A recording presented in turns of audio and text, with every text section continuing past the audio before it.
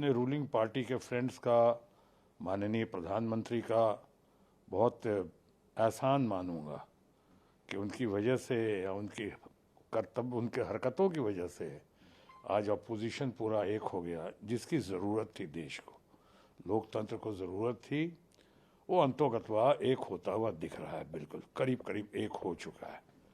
और इस मुद्दे पे, क्योंकि अब लोगों को ये लग रहा है कि अब मामला मैक्सिमम सेंटेंस तक आ रहा है। ऐसे जजमेंट पे, जिस जजमेंट की तो मैं कदर करता हूँ लेकिन सहमत नहीं हूँ, मैं भी फैसले से सहमत नहीं हूँ कि आप एक राहुल गांधी को कब का बोला हुआ, 4 साल 5 साल पहले कहा हुआ, और उस पर सज़ा होती है और वो भी मैक्सिमम होती है। यानी 1 दिन होता, 2 दिन होता, कोर्ट के उठने तक होता, 4 महीने होता, एकदम 2 साल। तो ये लगता है, ऐसा लगता है कि इसके पीछे कुछ लोग चाह रहे थे कि किसी तरह से इनकी सदस्यता रद्द हो जाए। ऐसा हुआ, अभी फिलहाल तो ऐसा ही हुआ है। लेकिन इससे घबराहट भी हो गई लोगों को और एक बौखलाहट भी हुई है कि लोगों को लगता है कि आज इनके साथ हुआ है तो कल मेरे साथ भी हो सकता है।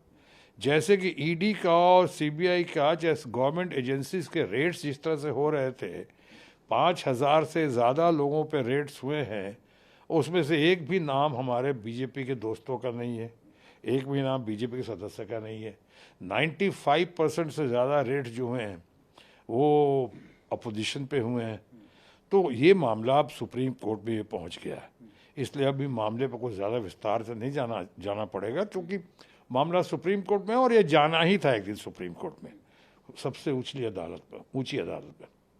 अभी बात रही यहाँ पे कि आज जिस तरह से हुआ है, एक तरफ पूरा अपोजिशन एक हो गया है, वहीं दूसरी तरफ भारत सरकार के, चाहे हमारे रूलिंग पार्टी के फ्रेंड्स की छवि अंतर्राष्ट्रीय स्तर पे, जिसकी हमेशा वो लोग बात करते रहे, राष्ट्रीय और अंतर्राष्ट्रीय स्तर पे बहुत धूमिल हुई दिखती है।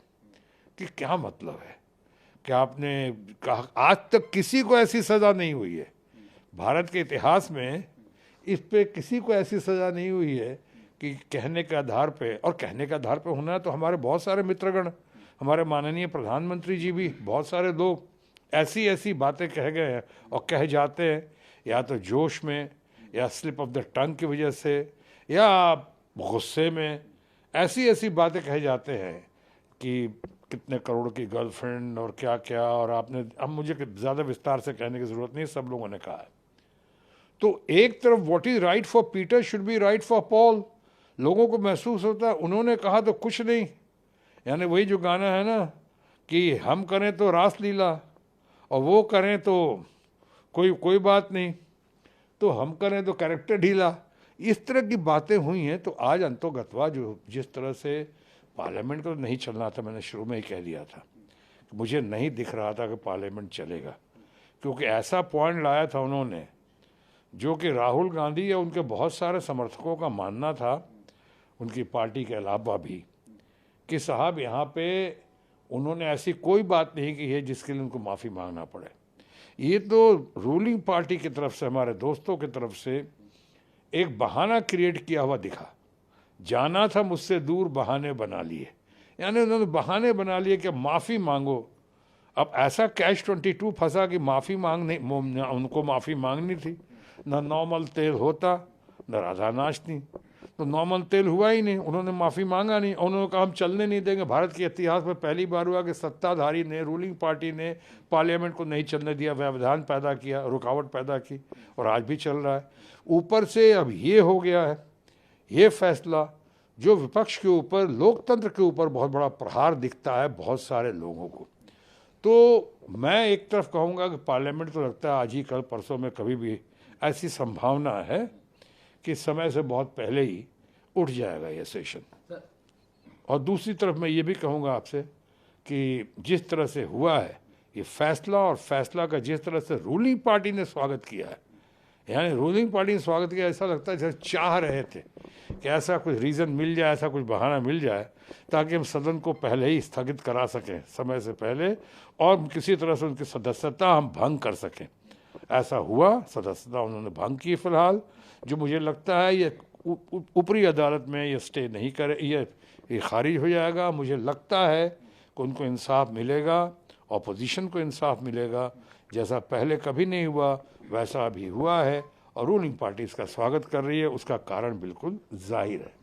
सर, जिस तरीके से इसलिए मैं माफी मांगने वाला नहीं हूँ। आज पूरी कांग्रेस ने राजघाट पे प्रदर्शन किया। प्रियंका गांधी ने कहा कि मेरे पिताजी का अपमान हुआ, मेरे भाई का अपमान हुआ, उन लोगों का क्या हुआ? उन्होंने सवाल खड़े किए। कैसे देखते हैं आप जो क्वेश्चंस उठाए हैं कांग्रेस? यही सवाल तो मैंने भी खड़े किए अभी आपके सामने कि भाई पार्लियामेंट में भी हमने देखा है नेहरू जी भारत के सही मायनों में चंद राष्ट्र निर्माण में या राष्ट्र निर्माता जिन्हें कहा जाए उनमें से पंडित जवाहरलाल नेहरू जी को भी कहा जाता है। हम सब उनके बहुत आदर करते हैं, सब आदर करते हैं पंडित जी का, नेहरू जी का।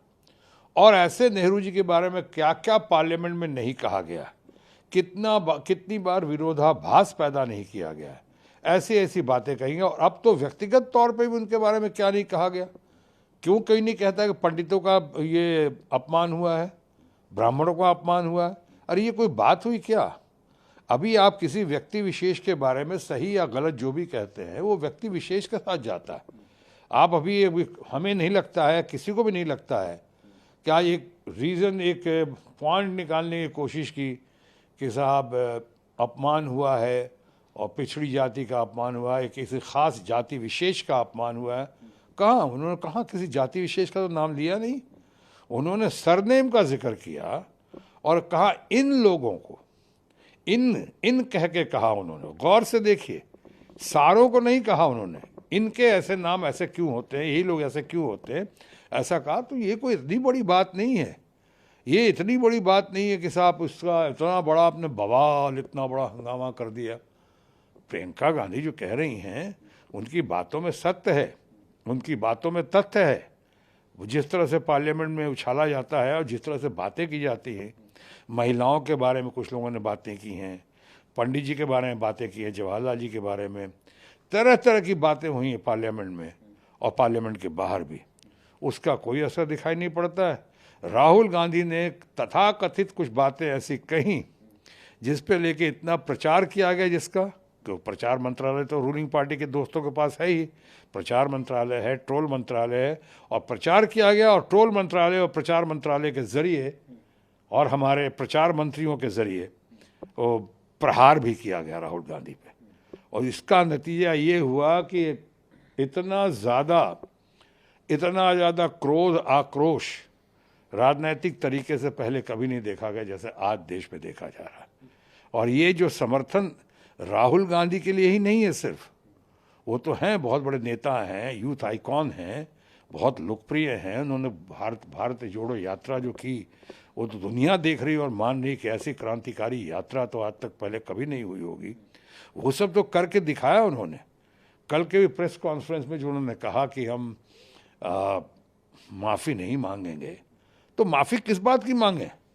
आप उनको सज़ा भी दे रहे हैं और उनसे माफ़ी की भी अपेक्षा कर रहे हैं, वो भी उस बात के लिए जिस बात के लिए उनको ये पता है, उनकी जानकारी है, उनके अंदर ये कन्विक्शन है कि उन्होंने कोई गलत काम नहीं किया, तो फिर माफ़ी क्यों मांगे?